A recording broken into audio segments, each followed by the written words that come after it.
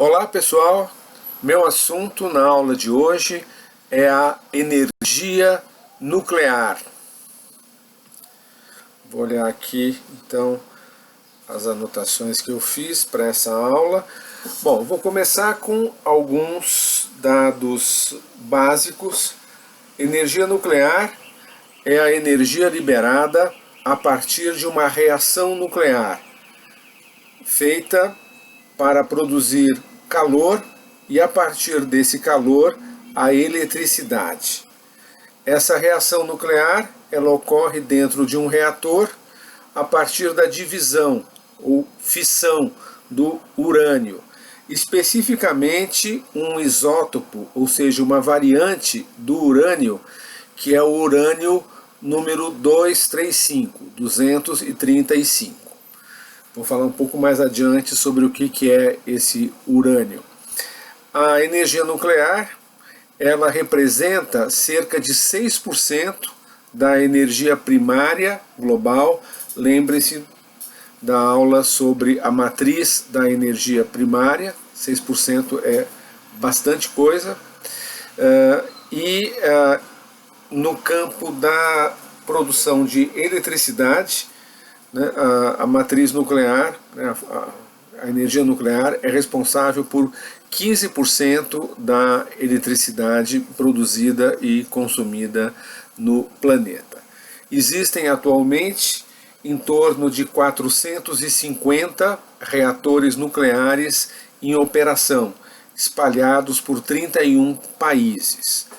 Além disso, a energia nuclear ela é utilizada na propulsão, ou seja, como combustível em navios. São cerca de 160 navios atualmente movidos à energia nuclear, ou seja, navios que possuem um pequeno reator a bordo.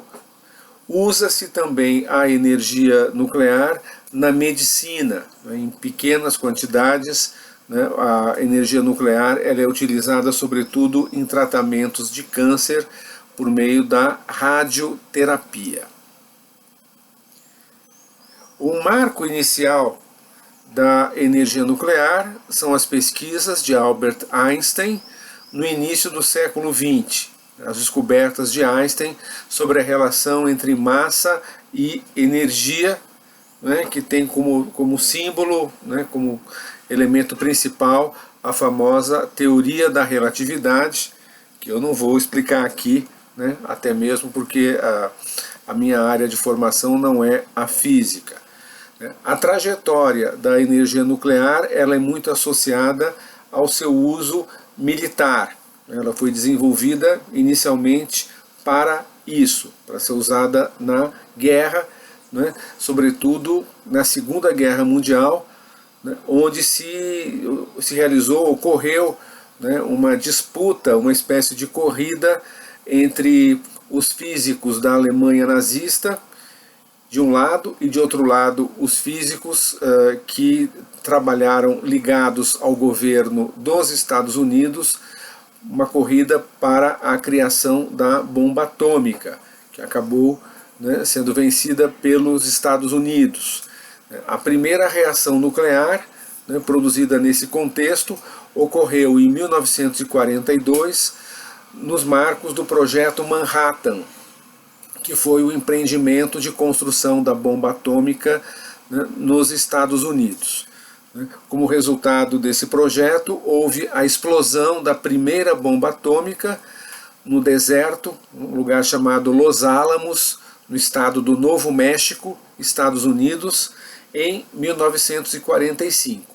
E um pouco depois, o primeiro uso prático da bomba atômica, né, que foi lançada, né, contra a população civil pelos Estados Unidos em 6 de agosto de 1945, na cidade de Hiroshima, causando mais de 100 mil mortes, e logo em seguida, 3 dias depois, contra a cidade japonesa de Nagasaki, né, matando um número muito alto também, mas um pouco menor, de pessoas. Um outro marco nesse processo ocorre em 1952, quando explode pela primeira vez né, experimentalmente uma bomba de hidrogênio. A bomba de hidrogênio, diferentemente da bomba atômica convencional, ela funciona não pela fissão nuclear, mas pela fusão nuclear, pela fusão de dois átomos de urânio 235. Né? Essa fusão nuclear ela é desencadeada a partir da explosão de bombas atômicas de fissão. O efeito, né, dessa explosão ele pode ser até 1000 vezes maior, no caso da bomba de hidrogênio, do que numa bomba atômica convencional, como aquela que foi lançada contra a cidade japonesa de Hiroshima. Somente mais tarde, em meados da década de 1950, é que começa o chamado uso pacífico da energia nuclear, né? Ou seja, né, a produção de reações atômicas para gerar eletricidade, né? Eletricidade para abastecer o setor civil da sociedade. O primeiro reator atômico para a produção de energia foi inaugurado em 1956 na Inglaterra. Um pouco depois, na União Soviética, começa também, né, a produção de eletricidade em reatores nucleares. Está em fase de pesquisas há muitas décadas a possibilidade de produzir eletricidade a partir da fusão nuclear, em vez da fissão nuclear. Isso, se um dia for conseguido, tornará possível a geração de volumes de eletricidade, né, muitas vezes maiores, né, do que aqueles que a gente tem atualmente a partir dos reatores nucleares. No entanto, né, foram décadas de pesquisa e até hoje ainda não se encontrou uma solução técnica para se produzir a fusão nuclear de uma forma controlada, né, em laboratório. A única fusão nuclear que se conhece é a bomba de hidrogênio. Para entender a energia nuclear, a gente precisa rever alguns conceitos básicos da física, né, começando pela pergunta, né, o que é o átomo, do que a gente está falando. Átomo é uma palavra grega que significa indivisível, né, se referindo, né, àquela hipotética menor parte da matéria, tão pequena, que não poderia mais ser dividida. Né? Então, esse conceito, né, ele foi formulado pela primeira vez na Grécia Antiga. Durante muito tempo, se imaginou que o átomo fosse a menor porção de matéria, né? O que, durante o século XX, se descobriu que não é verdade. Existem as chamadas as partículas subatômicas. Existe muita coisa menor, portanto, do que o átomo. O átomo, ele é formado, tem uma estrutura básica de um núcleo ao redor do qual orbitam partículas menores, são os elétrons. E o próprio núcleo é formado por prótons e por nêutrons. Existe uma energia que mantém esses prótons e esses nêutrons juntos dentro do núcleo atômico. Essa energia é a energia nuclear. A partir das pesquisas de Einstein, começou-se a pensar numa forma de se utilizar essa energia do núcleo do átomo, ou seja, a energia nuclear. A solução que os cientistas encontraram, foram décadas de pesquisas na primeira metade do século XX, uma longa lista, né, de grandes gênios da ciência que participaram desse empreendimento. O resultado dessas pesquisas todas, a solução, né, encontrada foi a fissão, ou seja, a divisão de um átomo pesado. O átomo pesado é aquele que possui muitos prótons e nêutrons no seu núcleo, Então, a divisão do núcleo desse átomo pesado, né, em dois átomos menores.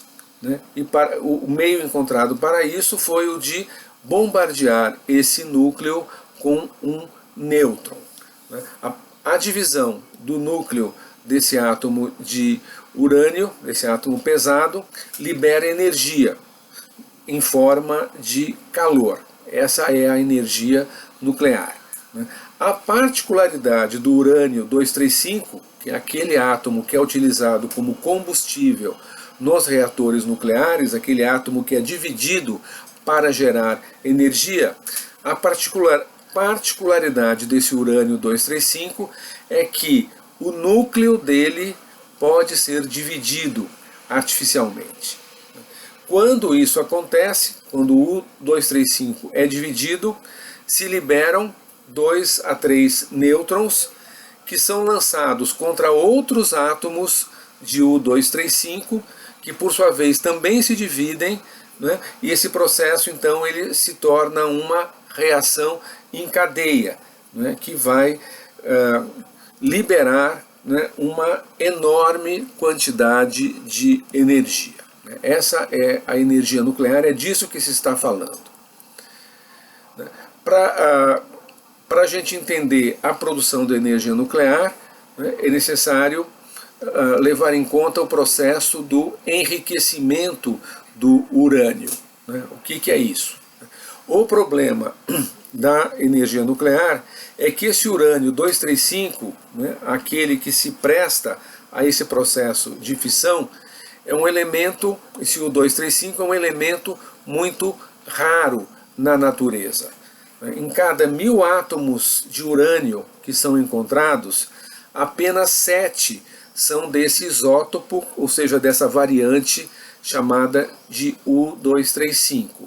Os outros 993 em cada 1000 são átomos de uma outra variante, que é o urânio 238. Esse urânio 238 ele não se divide tão facilmente, né? Ele não é propício à reação nuclear. Para resolver esse problema, os cientistas fazem o chamado enriquecimento do urânio. Eles retiram nêutrons dos átomos de U238 para aumentar a concentração do U235, o urânio 235, que é utilizado nas reações atômicas.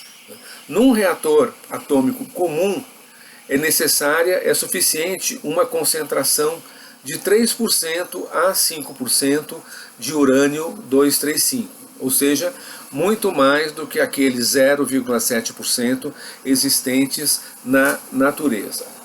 Qual que é o problema político aí envolvido?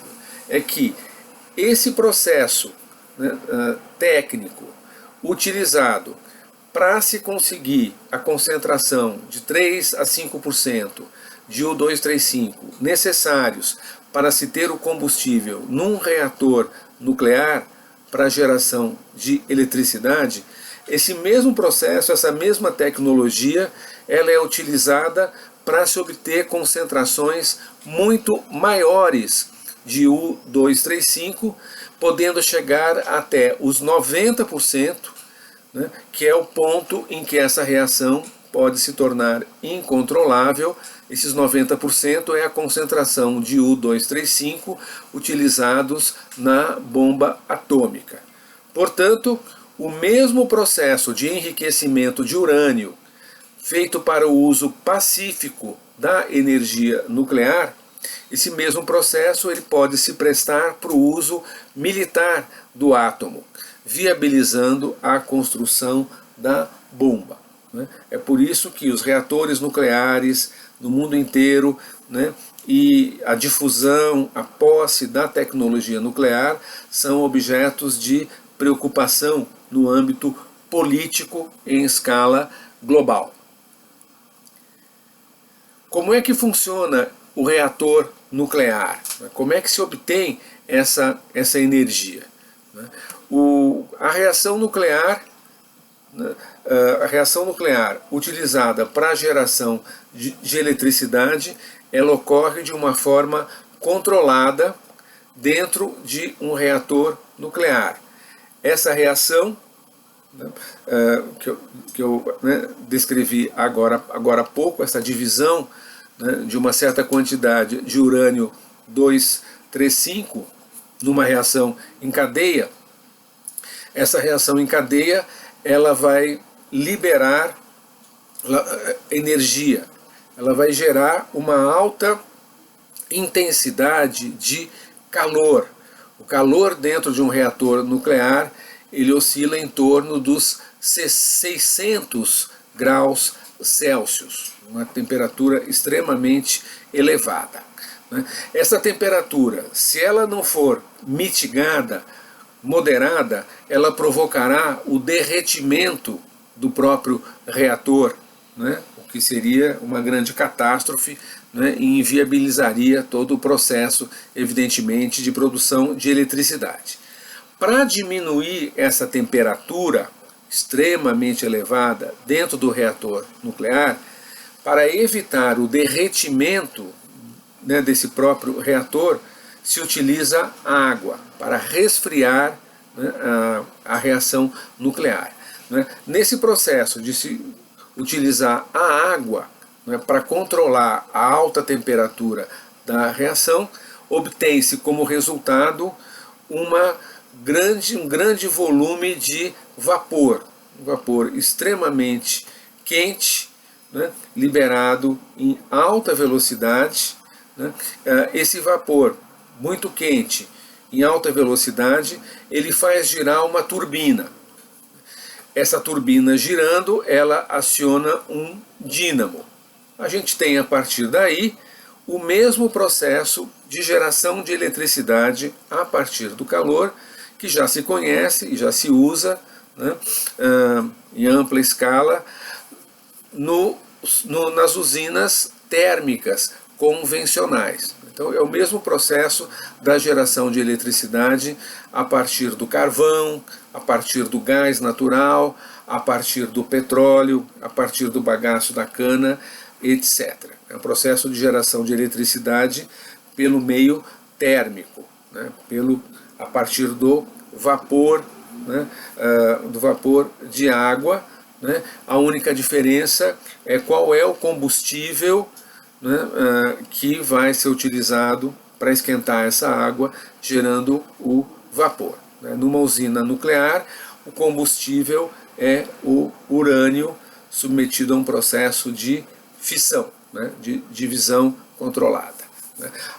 A questão chave dos reatores nucleares é a questão da segurança. Os elementos resultantes da fissão do urânio são altamente radiativos. Portanto, esses elementos eles têm que ser contidos hermeticamente dentro do reator, sem nenhum contato com o ambiente externo. Esse é o grande problema da segurança dos reatores atômicos.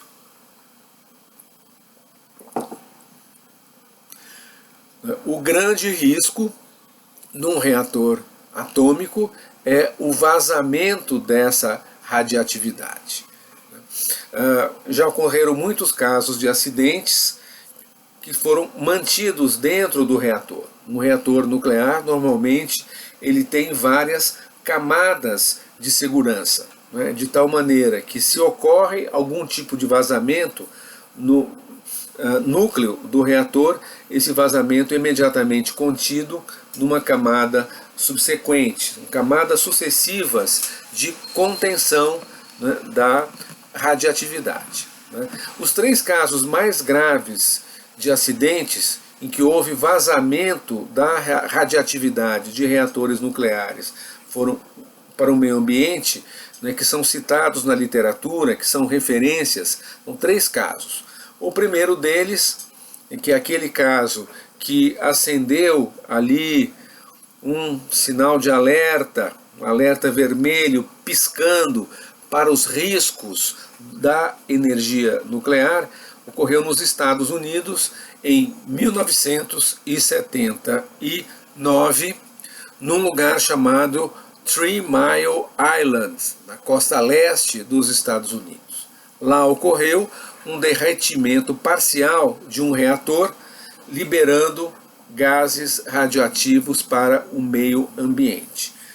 Não chegou a ocorrer uma grande tragédia, não houve mortes, porém houve ali uma situação de pânico naquela região, bastante compreensível diante dos riscos da radioatividade nuclear. O caso mais grave foi ocorrido na localidade, na cidade, no reator, a cidade era Pripyat, mas o reator era o reator de Chernobyl, ou Chernobyl, como se diz em russo. O reator de Chernobyl, localizado na Ucrânia que fazia parte na época da União Soviética. Ocorreu em 1986, quando o reator atômico de Chernobyl explodiu, causando na hora 31 mortos e liberando uma nuvem radioativa que se espalhou por uma vasta região do leste europeu, gerando pânico não apenas na União Soviética, mas em vários países europeus vizinhos à União Soviética. Até hoje não se sabe exatamente quantas pessoas morreram. A cidade onde estava situado o reator de Chernobyl foi completamente desocupada e até hoje é uma cidade fantasma. Chernobyl entrou para a história como um símbolo dos riscos da energia nuclear. Mais tarde, mais recentemente, ocorre um terceiro grande acidente, que foi o acidente de Fukushima, no Japão, em 2010. Esse acidente consistiu na explosão de 3 dos 6 reatores da usina nuclear de Fukushima. Uma explosão que aconteceu em consequência de um terremoto que foi acompanhado de um tsunami. Essa usina de Fukushima, como grande parte das usinas nucleares, estava situada próxima do mar, para que pudesse se obter a água marinha, como elemento resfriante no reator. Nesse acidente de Fukushima morreram mais de 15 mil pessoas.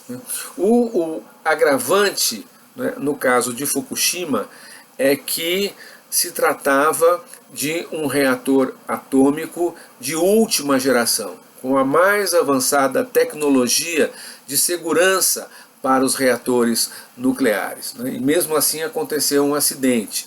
No caso de Chernobyl, se tratava de um reator obsoleto, ultrapassado, e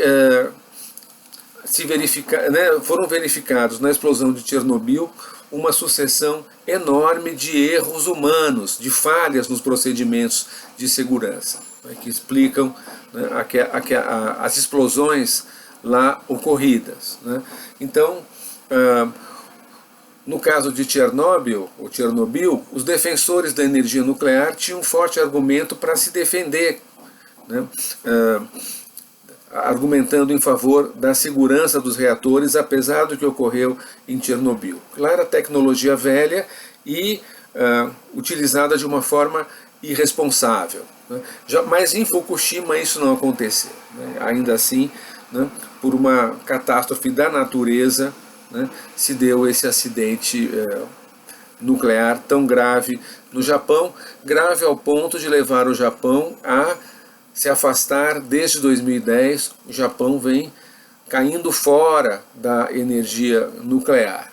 Na realidade, houve uma grande irresponsabilidade no início desse processo de nuclearização da geração de eletricidade no Japão, que foi ignorar o fato de que se trata de um país com alta atividade sísmica, ou seja, uma alta propensão, um alto índice de ocorrência de terremotos, né? E o terremoto a gente nunca é capaz de prever até que ponto vão chegar os danos, né? Qual que vai ser o impacto de um terremoto, né? Mas foi necessário que ocorresse essa tragédia para que os japoneses se conscientizassem, né, da inviabilidade do uso da energia nuclear nessas condições sísmicas do país. Mas isso é uma outra história. Sobre a energia nuclear, né, é importante mencionar que ela é conhecida como a energia dos ricos, porque ela envolve altos custos para ser gerada. Uma usina nuclear, né, nos padrões atuais de segurança, com as tecnologias atualmente utilizadas, uma usina nuclear ela custa cerca de 10 bilhões de dólares, um custo muito alto, né? Por isso, né, a utilização dessa forma de energia ela está concentrada em países da Organização para a Cooperação e o Desenvolvimento Econômico, a OCDE, chamado Clube dos Ricos, ou seja, Estados Unidos, Canadá, Europa Ocidental, Coreia do Sul, Austrália, Nova Zelândia, basicamente esses países, né? Por conta, né, do histórico do antigo bloco soviético, né, que utilizava também em grande escala os reatores atômicos para a geração de eletricidade, né, essa modalidade de geração elétrica se encontra bastante disseminada entre aqueles países que fizeram parte até o início da década de 90 do século passado do chamado bloco soviético. Polônia, Lituânia, Eslováquia, Bulgária, né, e os antigos países membros da União Soviética, né, Ucrânia, Bielorrússia, esses países todos eles geram grande parte, em alguns deles a maior parte da sua eletricidade a partir de usinas nucleares. E existe um terceiro grupo de países que também utiliza a energia nuclear, porém numa escala muito pequena, são aqueles países periféricos ou semi-periféricos, países chamados de emergentes, que têm uma dimensão econômica maior. O caso da Índia, o caso do Brasil, o caso da Argentina e de alguns outros poucos países. Entre os países que recorrem à energia nuclear, o que mais se destaca é a França. A partir do choque do petróleo em 1973, as autoridades francesas tomaram uma decisão radical, né, de construir um modelo de geração de eletricidade concentrado na energia nuclear.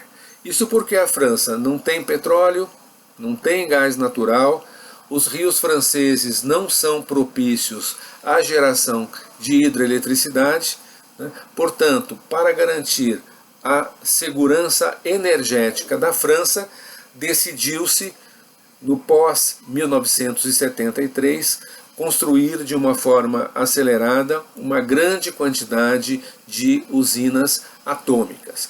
De tal maneira que hoje em dia a França gera cerca de 80% da sua eletricidade em usinas atômicas, chegando a exportar eletricidade para outros países, especialmente para a Itália.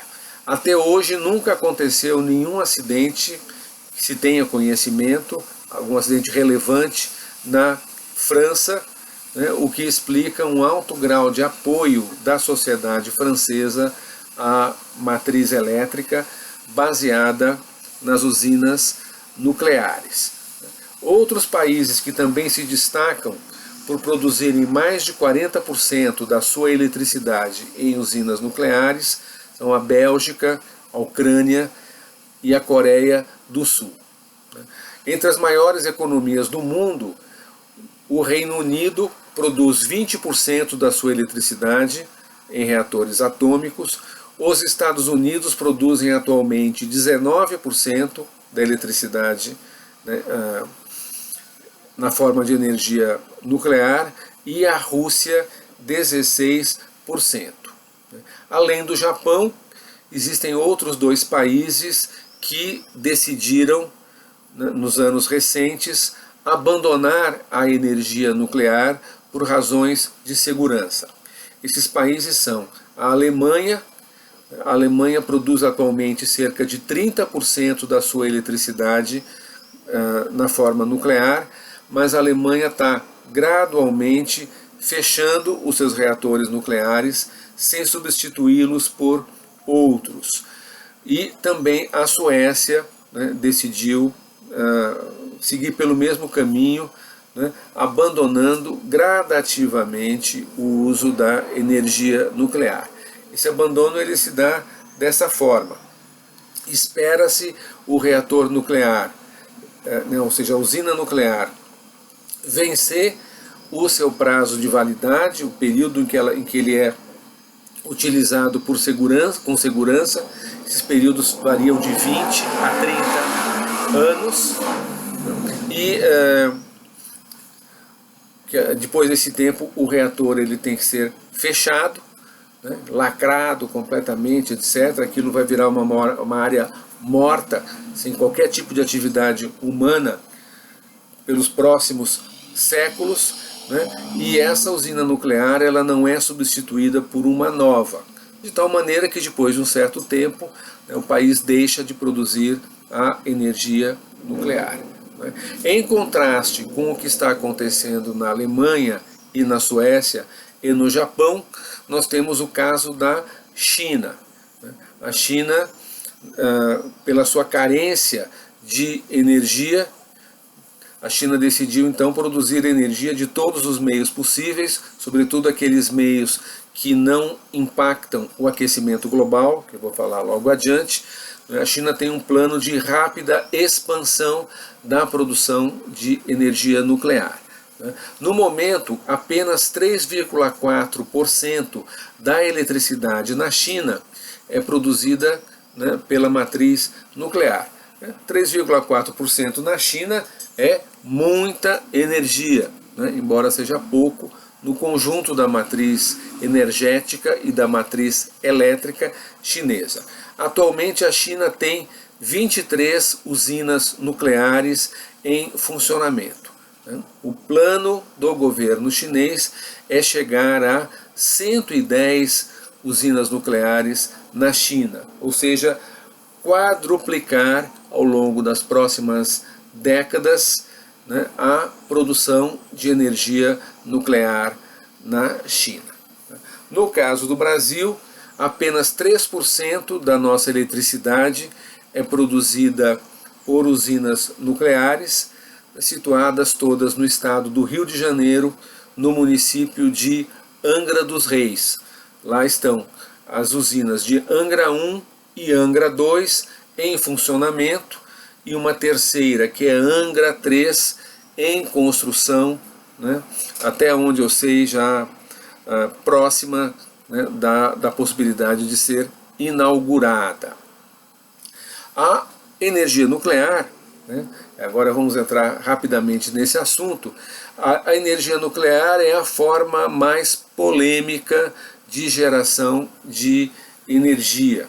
Existe uma divisão entre os defensores da energia nuclear e os inimigos da energia nuclear.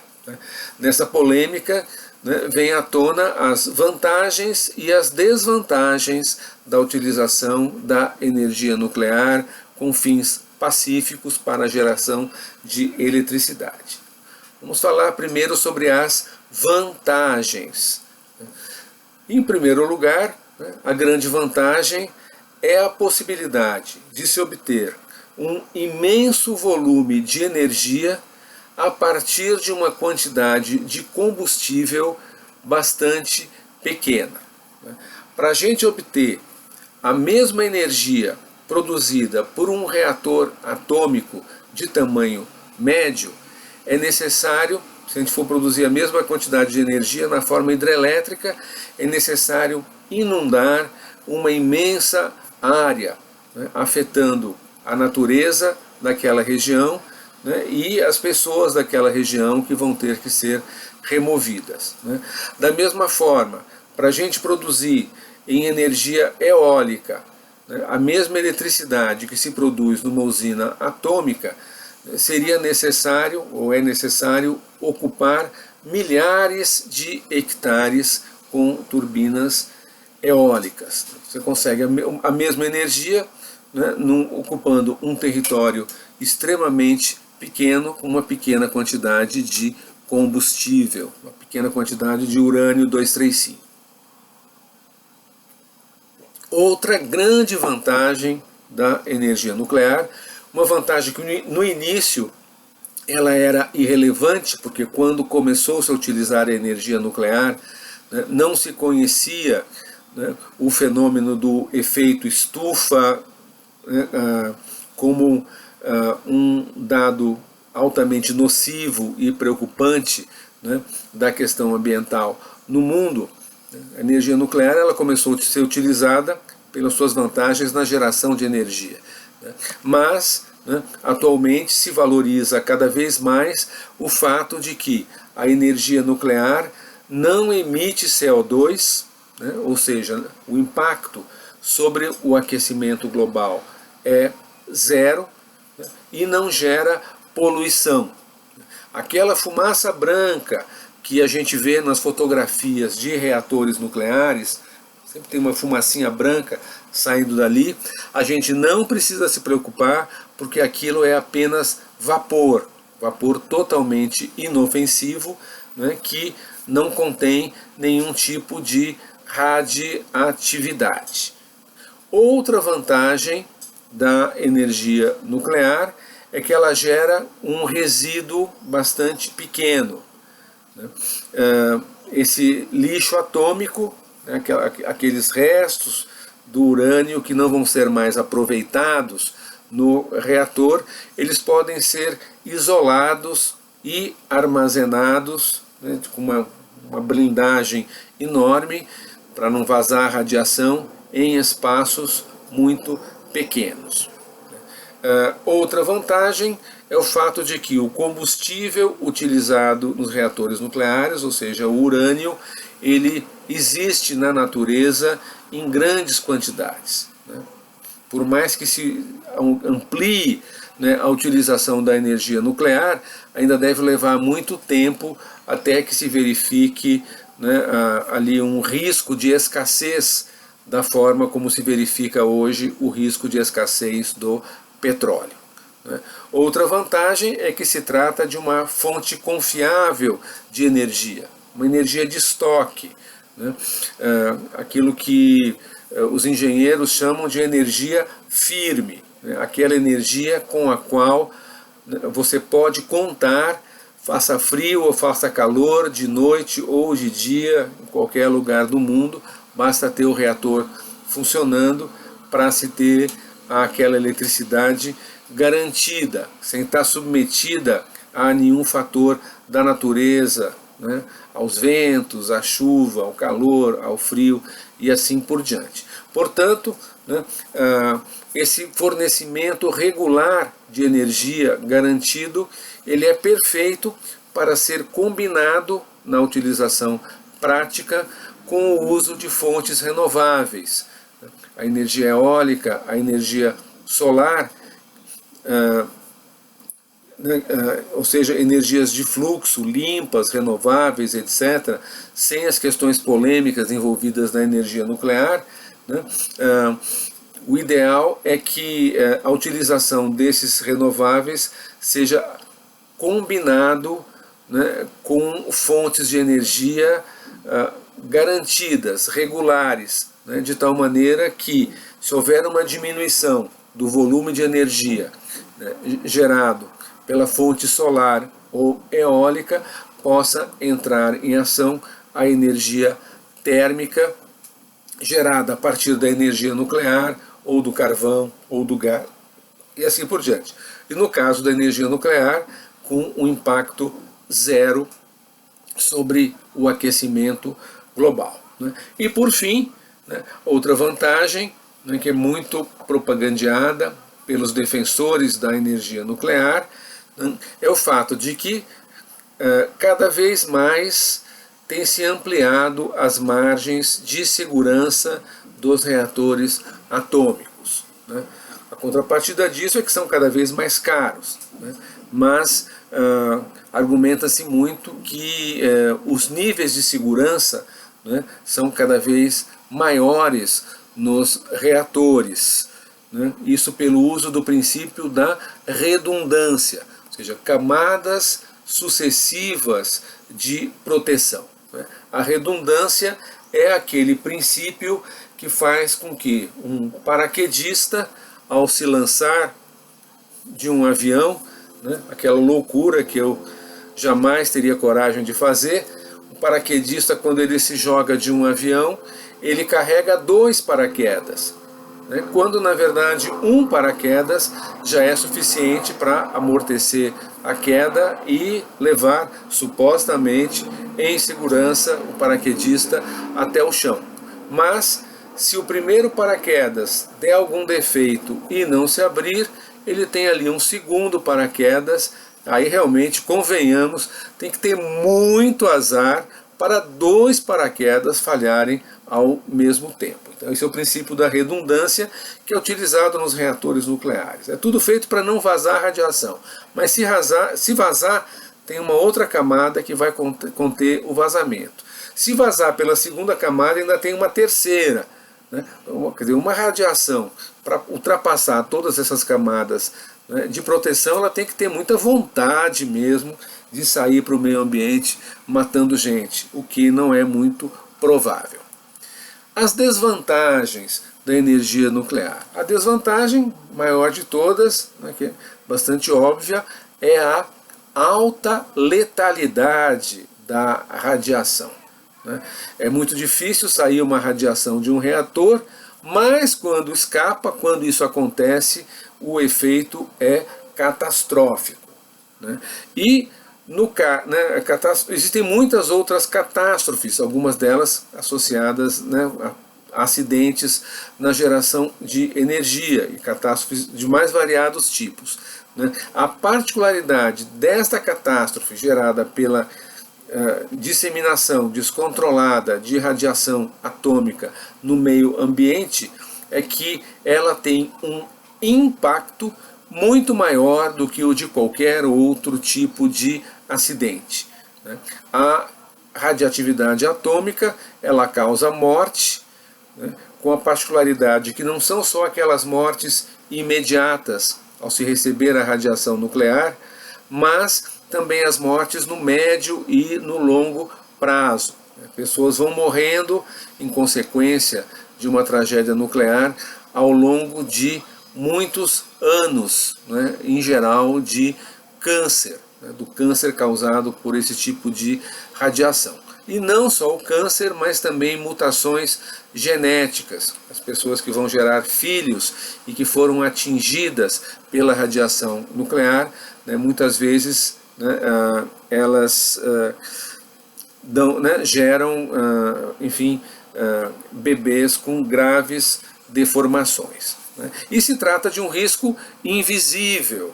Você não vê a reação nuclear, né? Então esse risco, né, essa particularidade aumenta muito o impacto psicológico, o medo de uma reação, né, de ser atingido pela radioatividade. Uma outra questão que é muito utilizada pelos detratores, pelos inimigos da energia nuclear, sobretudo ambientalistas, organizações internacionais como o Greenpeace, menciona-se muito o problema do lixo atômico, né? O lixo atômico ele pode realmente ser armazenado com relativa segurança, porém, quem é que pode garantir a segurança desses resíduos ao longo dos milhares de anos que se imaginam sejam necessários né, em se conservar de uma forma segura e controlada esses resíduos até que eles se neutralizem, ou seja, que eles percam a radioatividade. Então, nunca ninguém pode garantir, né, a segurança dos resíduos por tanto tempo. Milhares de anos é um bocado de tempo. Outro problema são os gastos com a segurança. Esses gastos com a segurança, eles aumentam muito o custo da energia nuclear. Se a gente for imaginar, né, a substituição de outras formas de energia, né, substituir a energia que se produz atualmente por combustíveis fósseis, né, substituindo, né, as usinas térmicas a carvão, a gás, a petróleo por usinas nucleares, né, para se efetivar essa substituição, né, a quantidade de usinas nucleares que teria de ser construída é algo gigantesco, né, é algo completamente além, né, de qualquer viabilidade prática. Milhares e milhares, um pesquisador alemão calculou em 7.000 usinas nucleares para se obter o volume de energia que atualmente é obtido por combustíveis fósseis, o que evidentemente é algo além de qualquer possibilidade humana e além do bom senso. Por fim, é preciso mencionar, entre as desvantagens, os riscos políticos ligados à proliferação nuclear. Na medida em que se expande o uso da energia nuclear para fins pacíficos, se tem um número cada vez maiores de países que passam a dispor e a utilizar essa modalidade de energia, que passam a contar nos seus territórios com reatores nucleares. À medida em que se difunde o uso da energia nuclear, né, e considerando-se aquilo que eu falei antes sobre o enriquecimento do urânio, que a mesma tecnologia utilizada para produzir o combustível de uma usina atômica, essa mesma tecnologia ela se presta também à produção da bomba atômica, né? Então, aumenta, né, nesse processo o risco do uso de bombas atômicas em guerras localizadas. Quanto mais país tem a bomba atômica, ou tem energia nuclear com a possibilidade de fazer a bomba atômica, maior o risco, né, de uma guerra nuclear, né? E maior também o risco, né, de que esse material radiativo utilizado em reatores nucleares venha a cair nas mãos de terroristas, né, que se eles conseguirem, né, enfim, acesso, né, a esse material tão devastador, capaz de produzir tanto impacto, né, significaria, enfim, multiplicar, né, a capacidade de ação de organizações terroristas pelo mundo afora. Bom, mudando agora de foco, né, as reservas de urânio. Né, o urânio ele se encontra espalhado por todo o planeta, né, e tem alguns países que se destacam pela posse de reservas importantes de urânio. A maior reserva de urânio do mundo está situada na Austrália, que é um país que abriga cerca de 25% do urânio conhecido. Em segundo lugar, o Cazaquistão, na Ásia Central, com um pouco mais de 14% das reservas de urânio, né? Um pouco atrás, com quase 14%, o Canadá. A África do Sul tem 9% das reservas de urânio, Namíbia 7%, Namíbia na África, e o Brasil, vejam só, possui a sexta maior reserva de urânio do mundo, Cerca de 6% do urânio conhecido se encontra em território brasileiro, e é possível que seja bem mais do que isso, porque apenas uma pequena parte do Brasil foi pesquisada, né, com o objetivo de localizar reservas jazidas de urânio. A Rússia tem 4% de urânio e os Estados Unidos 3,6% de urânio. Ou seja, não é por falta de urânio que vai deixar de acontecer uma guerra nuclear entre essas duas superpotências. Sobre a energia nuclear do Brasil, já falei que 3% da energia elétrica brasileira vem das nossas usinas nucleares. O Brasil ele entra no mapa da energia nuclear em 1955, quando foi criada a CNEM, Comissão Nacional de Energia Nuclear. O primeiro reator de pesquisas atômicas começa a funcionar 2 anos depois, em 57, e apenas em 1972 o Brasil começa a construir a sua primeira usina nuclear, usina de Angra 1, que começou a ser feita num projeto em cooperação com os Estados Unidos, com a empresa estadunidense Westinghouse, mas esse processo foi rompido, essa colaboração foi rompida 3 anos depois, em 1975. Foi rompida porque os Estados Unidos se recusavam a compartilhar com o Brasil a tecnologia da construção, né, da usina nuclear. Após romper o acordo com os Estados Unidos, o Brasil fez um acordo com a Alemanha Ocidental, né? Foi bem antes da unificação das Alemanhas. 10 anos depois, em 85, Angra 1 entrou em operação comercial, né? E em 2001, 15 anos depois, 16 anos depois, né, entra em operação Angra 2. A usina de Angra 3 estava prevista para ser inaugurada em 2018, até agora nada, né, e esse atraso se deve à crise econômica no Brasil.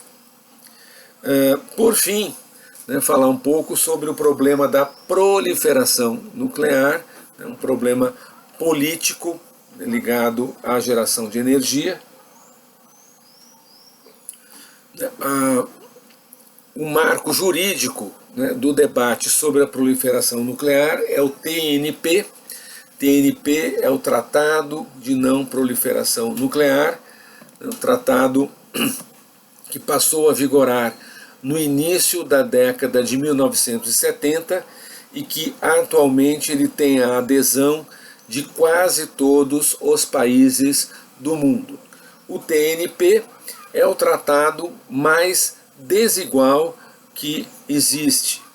É um tratado que, quando ele foi, né, estabelecido, ele dizia em essência o seguinte, que aqueles países que já têm a bomba atômica vão continuar de posse da bomba atômica e aqueles outros países, a imensa maioria, que não tem a bomba atômica, vão se comprometer a nunca, jamais construir essa arma. Havia ali uma nota dizendo também que os países que têm a bomba atômica iriam trabalhar para que no longo prazo deixassem de ter a bomba atômica. Mas isso sempre foi considerado letra morta, nunca foi levada a sério a possibilidade dos Estados Unidos ou da União Soviética na época, ou do Reino Unido, se desfazerem dos seus arsenais nucleares. O que valia mesmo era isso. Quem tem a bomba tem, quem não tem, não terá.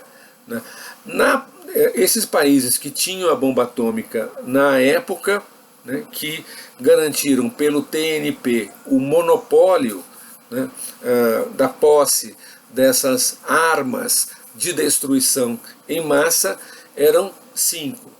Né, pela ordem de construção da bomba atômica: Estados Unidos, União Soviética, Reino Unido, França e China.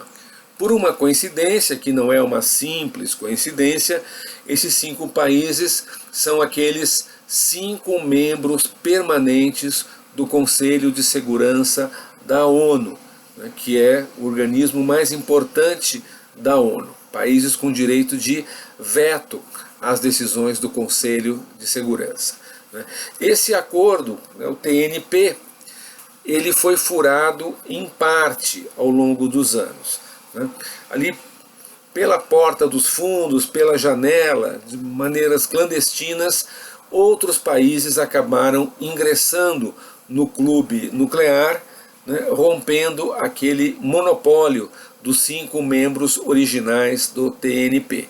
Esses países, que fizeram a bomba atômica ali na surdina, na contramão das regras do TNP, esses países são a Índia, o Paquistão, Israel, África do Sul e Coreia do Norte. Desses todos, a África do Sul é o único país que um dia teve a bomba atômica e que voluntariamente decidiu não ter mais a bomba atômica e, portanto, desmantelou o seu arsenal nuclear. Isso se explica por uma questão política. A bomba atômica sul-africana foi construída na época do regime do Apartheid, um regime racista de minoria branca em pleno continente africano, e havia o medo das autoridades racistas brancas da África do Sul de que países de população negra da África se unissem e atacassem a África do Sul, justamente pelo seu caráter racista. Porém, a partir da década de 1990, com a eleição de Nelson Mandela como presidente da África do Sul, o regime do Apartheid foi desmontado, e nesse novo regime sul-africano não se viu mais alguma necessidade, algum sentido em ter a bomba atômica. Mas isso é uma exceção. No caso do Brasil, o Brasil demorou muito tempo a aderir ao TNP, e durante esse tempo o Brasil secretamente, na época do regime militar, da ditadura no Brasil, os militares em segredo, clandestinamente, sem comunicar a nenhum tipo de instituição do Brasil, sem o conhecimento da sociedade, eles estavam tentando construir a bomba atômica. Esse projeto ele termina juntamente com a ditadura militar. Essa ideia do Brasil ter a bomba atômica estava muito associada a uma hipótese de conflito. Os militares adoram trabalhar com essas teorias, enfim, com cenários que eles criam de eventuais conflitos, e na cabeça dos militares o nosso inimigo seria a Argentina. Do mesmo modo que na cabeça dos militares argentinos o inimigo deles seria o Brasil. Portanto, tanto o Brasil quanto a Argentina tentaram construir secretamente a bomba atômica. Essa rivalidade nuclear entre Brasil e Argentina, ela foi encerrada em 1991, no mesmo processo de aproximação que levou à criação do Mercosul, e Brasil e Argentina criaram um sistema de salvaguardas, de compartilhamento dos seus projetos, de projetos nucleares, de geração pacífica da energia, de tal maneira que tanto argentinos quanto brasileiros têm livre acesso aos programas nucleares do outro. Atualmente, tanto o Brasil quanto a Argentina são membros do TNP. O Brasil aderiu ao TNP em 1998 e o Brasil em 1999. Até hoje existe uma certa polêmica se o Brasil deveria ou não ter aderido ao TNP. tanto na direita do espectro político no Brasil, quanto alguns setores na esquerda discordam da adesão ao TNP. Porque o TNP, concretamente, significa o país abrir mão de um elemento de soberania, né? A grande arma militar no mundo, que é a bomba atômica, né? Os países que assinam o TNP estão renunciando a essa arma, enquanto alguns poucos países possuem essa arma e podem eventualmente utilizá-las, né? Então, quem é contra, né, o Brasil participar do TNP argumenta isso: estamos abrindo mão de um elemento da nossa soberania nacional. Por outro lado, né, o grande argumento em favor de o Brasil ter adotado, né, ter ingressado no TNP, isso foi no governo do Fernando Henrique Cardoso, o grande argumento era de que o Brasil permanecer fora desse acordo, do TNP, causava problemas na obtenção de tecnologia em várias áreas, né? Particularmente os Estados Unidos estavam impedindo que o Brasil utilizasse certos tipos de computador, tivesse então acesso a tecnologias mais avançadas na área da informática, com o pretexto ou o argumento de que essa tecnologia pudesse ser utilizada na produção da bomba atômica. Com a assinatura do TNP, né, esse problema desaparece. Então havia ali uma questão pragmática explicando ou justificando a adesão do Brasil ao TNP, ainda que esse seja, né, notoriamente um tratado muito injusto, né? E por fim, né, mencionar o caso mais polêmico na atualidade, que é o caso do Irã. O Irã é um país que é acusado pelos Estados Unidos de tentar produzir a bomba. Nunca se provou, né, que houve essa tentativa no Irã. Pode-se apenas imaginar. Isso faria um certo sentido, porque atualmente no Oriente Médio o único país que tem a bomba atômica é Israel. Por que só Israel pode ter a bomba atômica? Então, do ponto de vista do Irã, né, ter a bomba atômica é uma questão de segurança nacional. No entanto, as autoridades do Irã sempre negaram que tivessem qualquer intenção de produzir a bomba. Eles sempre reivindicaram o direito de utilizar pacificamente a energia nuclear, assim como dezenas de outros países pelo mundo afora, que usam energia nuclear e não têm e nem sabidamente buscam fabricar a bomba atômica, né?